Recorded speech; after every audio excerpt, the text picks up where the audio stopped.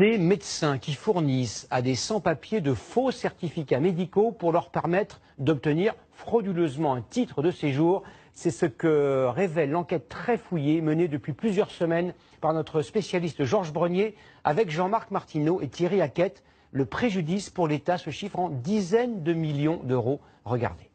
L'adresse était devenue le paradis des malades imaginaires. C'est ici, dans ce cabinet parisien, qu'une psychiatre a rédigé de faux certificats médicaux pendant de longues années. Ces patients avaient tous le même profil.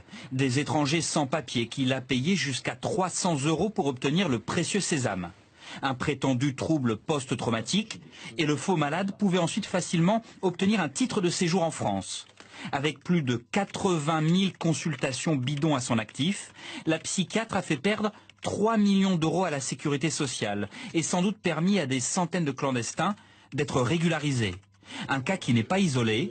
5 autres médecins ont été récemment arrêtés pour les mêmes raisons. Certains de ces médecins recevaient des centaines d'étrangers en situation irrégulière à l'occasion d'une même journée. Et au même moment, ces mêmes médecins étaient au casino en train de dépenser tout cet argent escroqué au système de santé. Donc en fait, ils sont sans scrupules. Et ils sont sans scrupules d'autant mieux qu'ils connaissent la situation de détresse de ces migrants. Car le système français est unique au monde. Un sans-papier peut prétendre à un titre de séjour pour des raisons de santé, le tout accompagné d'une prise en charge totale de ses soins. Une générosité dans laquelle des réseaux de passeurs se sont engouffrés, avec l'aide de médecins véreux et de faussaires qui ont trafiqué des analyses pour prouver une séropositivité ou une hépatite. Un système qui a duré des années entières, étonnamment sans trop alerter les autorités. Comment on ne peut pas